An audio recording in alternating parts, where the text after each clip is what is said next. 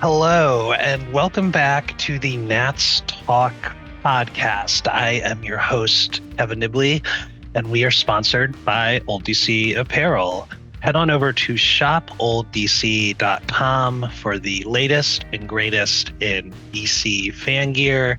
They have a couple new baseball shirts up. Excited about the team being more competitive this year for sure. And the mayor, Miss Bowser herself, is wearing the hat out at public events. So that's pretty cool. ShopOldDC.com for the newest and coolest DC fan gear.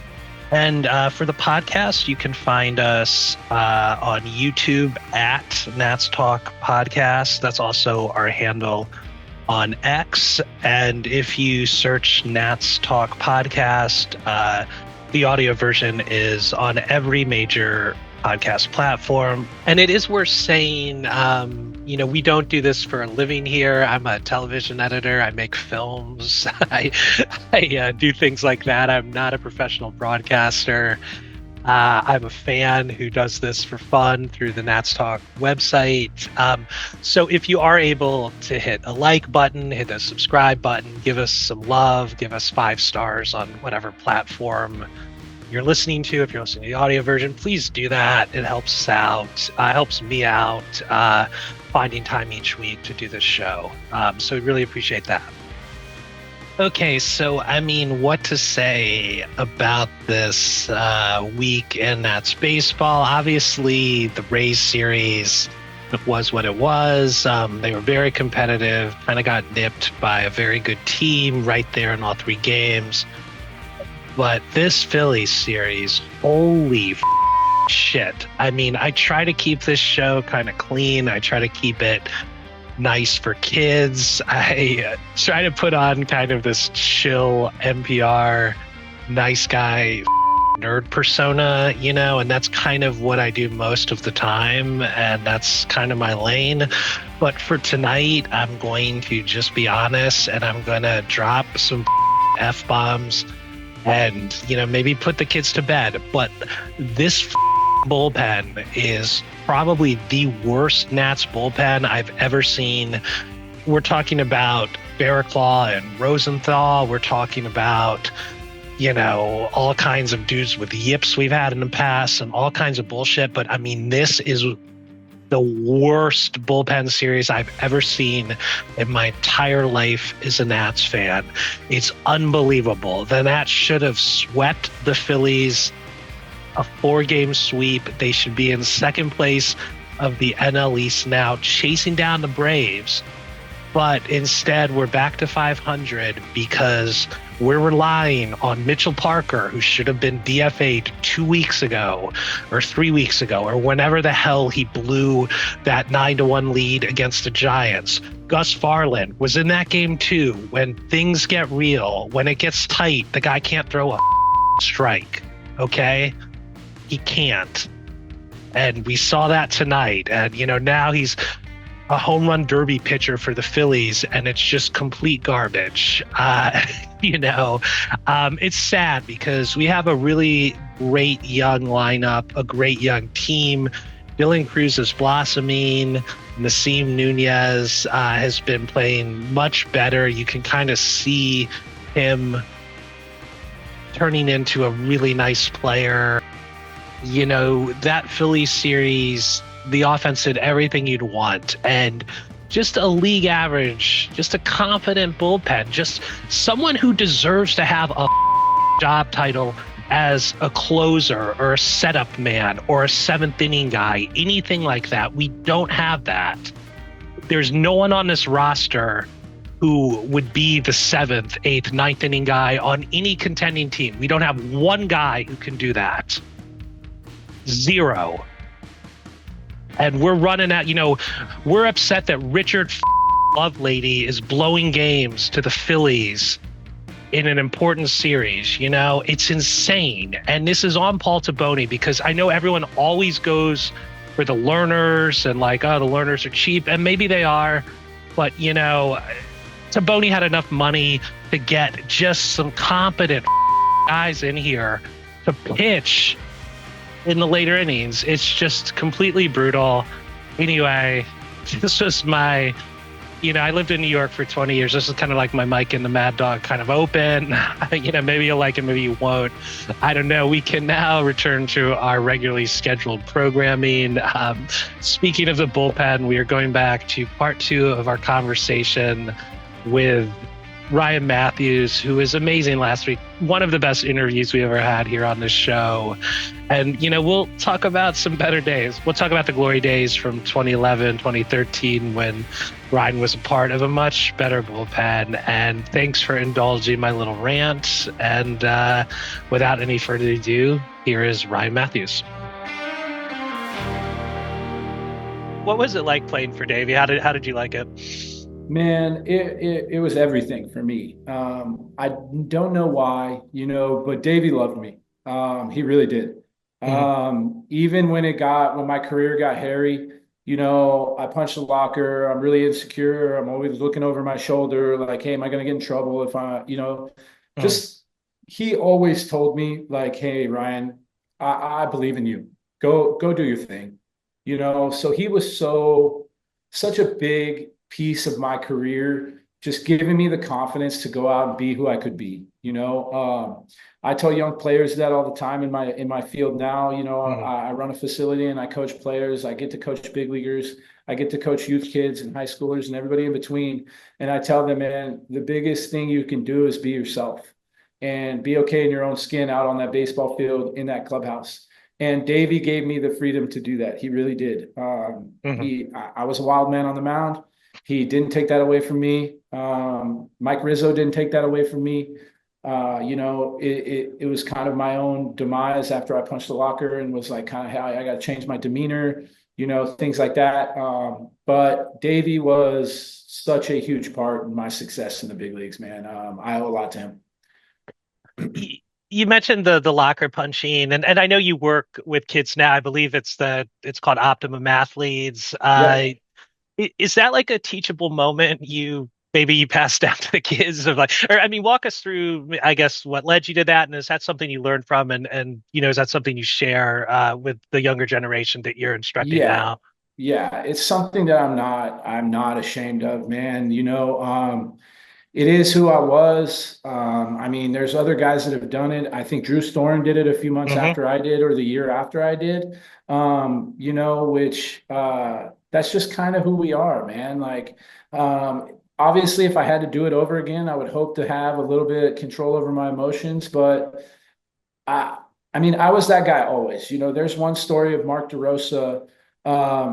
I gave up a couple runs in a game that we won, and I Hmm. went underneath the tunnel and I absolutely yard sold some stuff, man. Like I took it to the punching bag. I broke some stuff down there, and there was stuff down there for us to break. And he brought it up in the locker room afterwards. He's like, Ryan, it's a bad look, man. And he brought it up in front of everybody. He's like, it's a bad look for you to show your emotions like that when your team's winning. And my rebuttal was not, and I love Mark, it was like, Mark, this is who I am, man. And I might be in a run game tomorrow. And if I give up 2 runs, we lose. I don't accept the way I was tonight. Like, it's not okay. And it'll never be okay with me. And he was like, he shook his head and he told me, don't ever change, because he kind of liked the answer that I gave him. Like, hey, I'm not okay with being bad. Like I really wasn't. And I'm not saying that I should punch the locker after I'm bad, but man, I got painted for 5 runs in one inning in San Diego. And I really had never done that before and I didn't know how to handle it. And I think if I look back, I think my ERA might have inflated to like a 3.5 after a 5 run spot. So I was really in a good spot for the season. And Yeah, I yeah. went in and I couldn't handle it, man. I threw a grown up hissy fit. I was throwing my stuff in the locker room and I go to slam my glove into the locker and I just catch it flush. And Uh, I feel something pop in my hand. And I'm like, ooh, that wasn't good. And sure enough, being the tough guy that I was, I'm like, I'm not going to say anything. I'm going to, we go to San Francisco that night. I'm mm, from Sacramento. I got all my family in town, uh, mom, dad, girlfriend, whatever it was, everybody was there. And I go out the next day and I know my hand is busted up. I just hope by some wild I can throw. yeah. And I go to throw the first ball to Clip. He's my catch partner, and I yard sell it into the outfield. And he kind of looks at me and I grab another ball and I do the same thing. And I just walk up to Steve McCaddy and I tell him what happened. And he kind of like, it was literally like I turned into a 4-year-old that got in trouble. He Yeah, yeah. grabs me and he walks me into the manager's office. And I had to tell Davey what went on. And I got talked to for the next 8 hours like I was a 4-year-old kid that did the stupidest thing on the planet. And I deserved it. You know what I mean? Not only did I deserve what I let our team down by traveling to the next city and us having to go into a game down one reliever. I really Yeah. did. I handicapped our team from a stupid move and then a kind of a prideful move by not telling anybody about it. So, just kind of the way it transpired, I wish I could change that. Um, and I think if I could go back, I would hope that I would have a little bit more restraint with, how it went down. But I don't think I would change the way I react to my bad outings. I really don't. I think the emotions made me who I was. I think it elevated me as a pitcher. I think I was better because of it. I just made a bad decision and couldn't control my emotions in the moment. Yeah, no, I mean, I think we've all been there in various parts of our life, like professionally, personally, whatever. I mean, these things kind of happen. When we had Clip and Storin on, they were talking about Michael Morse being a character back on some of those teams. You mentioned DeRosa. For you, like, who are the top characters of that group? Yeah, I mean, Drew and Clip were their own show, man. They really were. These dudes were never apart. They were inseparable. I remember vividly some of Drew's impersonations in the bullpen. Like he could impersonate Donald Trump like it to a T. He would do these fake like broadcasts where he's using profanity, and it was absolutely hilarious. Calling a game like R-rated, you know what I mean? And Sure, he would do sure. that all the time, and it would just make me bust up laughing. So Drew and Clip are very high on my list. Gio Gonzalez was another one that, man, if everybody could approach the game, I don't want to say he was like the locker room clown or anything like that, but this man took everything so light. Mhm. He approached his outings like it was little league. He, not from a workload standpoint, but just mentally, he approached everything like it was a game, man. It was really, yeah, I admired it. I think it rubbed some people the wrong way. Like he wasn't taking stuff serious, but that's the way he was, man. He was a character. Obviously Michael Morse, Mark DeRosa was absolutely hilarious in his own mind. I think he could be a stand-up comedian. I really do. Some of his one-liners were unbelievable. He would get on the mic before every game and dance in the locker room, and just if you walked by him, it was fair game. He would just roast you. You know what I mean? It was hilarious. Jason Worth was actually a sneaky character too. Like his one-liners and his ability to roast some guys with comedic relief was needed sometimes. So we had a lot of characters in the locker room, man, and they were all needed at times for sure. We're getting close out of time. Just a few more questions. But Yeah. when you look back at your playing career now, what stands out more, like the games themselves, or like kind of the grind it took to get there? Yeah, it was definitely the grind that it took to get there.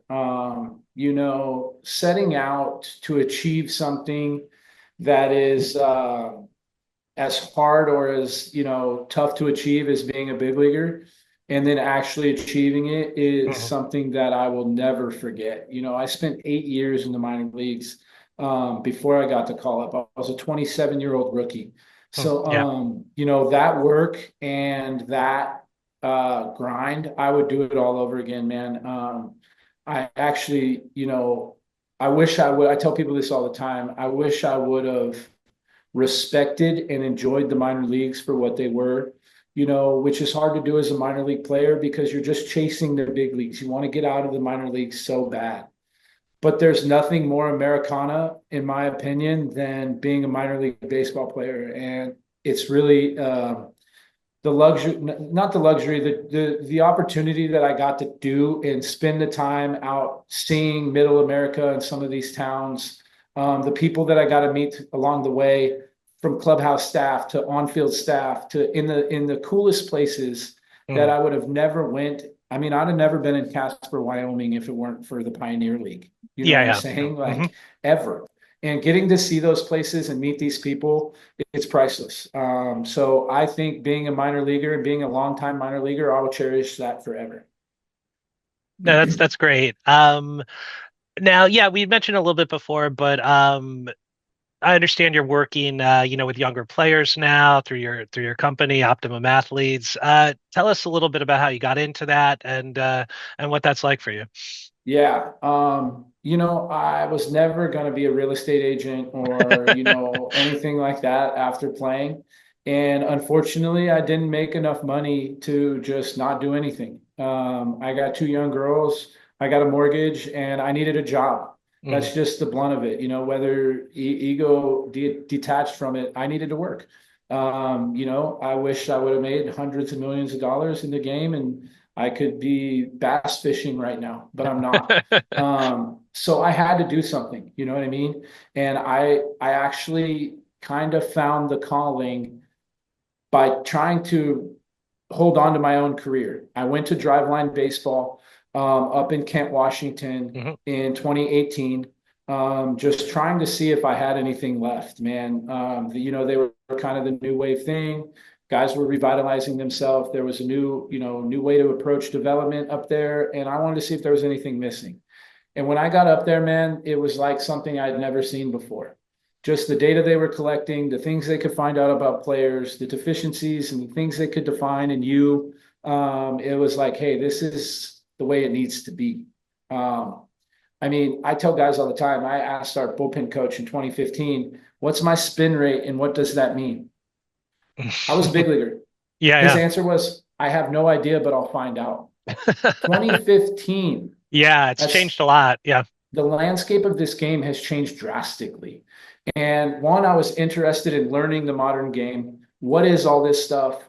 What are these tools that we're using? And I think it was, hey, how could I have used them to make myself a better player was the first thing that intrigued me to them. But then once I kind of got, hey, my playing ship has sailed, I can use these new things like TrackMan, like, deeper analytics and pair that with my growing up in the school of old school baseball. If I can pair those two, man, now I am kind of a hybrid of what the modern coach is. I got brought up in the old school game. I was cut the cloth of guys like Steve McCaddy who threw 200 innings out of the bullpen. You know what Yeah. I mean? Yeah. That's the Mhm. most old school crap I could think of. From guys like him to now being in an environment with guys that have not even played at the high school level. It gets a bad name sometimes, but I think if we can wrap our heads around both sides of the game and then meet in the middle somewhere, Mhm. that is the fastest way to develop players is using new wave tools and new wave data and all of that. And then being able to communicate it to a player in an old school way is the fastest way to get players better. So I was just intrigued by it, man. I was really like, hey, I want to learn this stuff. And then now I've been asked to come into the pro game. I've been asked to come to that side, whether it's, hey, interview for a affiliate job or come try to be a coordinator or, even higher level stuff than that. But now running my own business and running my own facility, I have the freedom to be home with my children at one, Yeah. 2 o'clock, man. Mhm. And I'm just blessed beyond belief to be able to father my children in that capacity. I'm glad that I'm not on the road playing in the big leagues with two young children. I get to be dad. So, Yeah. this business has afforded me that. I still get to stay in the game. I still get to work with major leaguers. Every offseason I have 10 to 15 guys that are chasing their dream. If not, they're playing in the major leagues. The likes of Logan Webb and Nick Mhm. Mears and Sam Long, they all come in my gym. So I still get that high level, of attachment to the game. And then I get to impact the younger kids, man. There's probably been 10 or 15 young men that have started with me at a young age, eighth, ninth, 10th grade, and they're now in pro ball. Mhm. And just being able to help them develop as young men first, and then being able to put something in front of them that works from a baseball standpoint it's been so rewarding. I tell people all the time, I'm really bad at running a business, but I'm really good at the business that I run. I'm really good at making Mhm. players better. So, I love what I do, and it's been really cool, man. So Optimum Athletes has been a blessing in my life post baseball. That's awesome. We're about out of time, but please tell our audience how they can follow Optimum Athletes, how they can follow you, keep up with you on social media, and anything you want to plug. Yeah, man. I mean, my Twitter got hacked a long time ago. That's what I use as a player to keep in touch with fans. But I'm on Instagram. My company's on Instagram. It's Optimum Athletes. We got a website. We post a lot of stuff. We try to stay current with content. I try to put stuff out that educates the world. So if you guys are just looking for any input on the pitching side, give us a follow. Come find us. Reach out. I do run remote training. I train guys all across the country. So if anybody's looking for some development from a young or future young players looking for future development from an old Nats guy, hey, come on, reach out, man. But I appreciate you guys giving me the plug on that, and thanks for having me. Absolutely. No, it's a really awesome conversation. Totally appreciate it. And, maybe we'll have you back later on sometime. Totally appreciate it. Awesome. Thank you so much, and go Nats.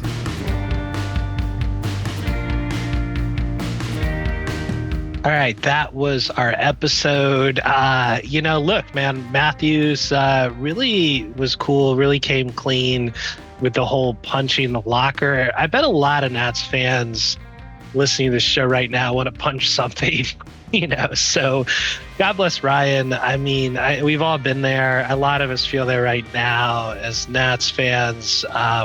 So we really appreciate him taking time. He was great.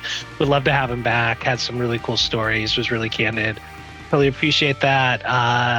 Anyway, it gets better. We're still 500. I mean, most people thought this team would win, 55, 65 games. We're 500, going to Baltimore, going to Boston. We learned, unfortunately, this week, our bullpen's not ready for big primetime division series. We learned that. It's a shame because this team really should have swept it all 4 games.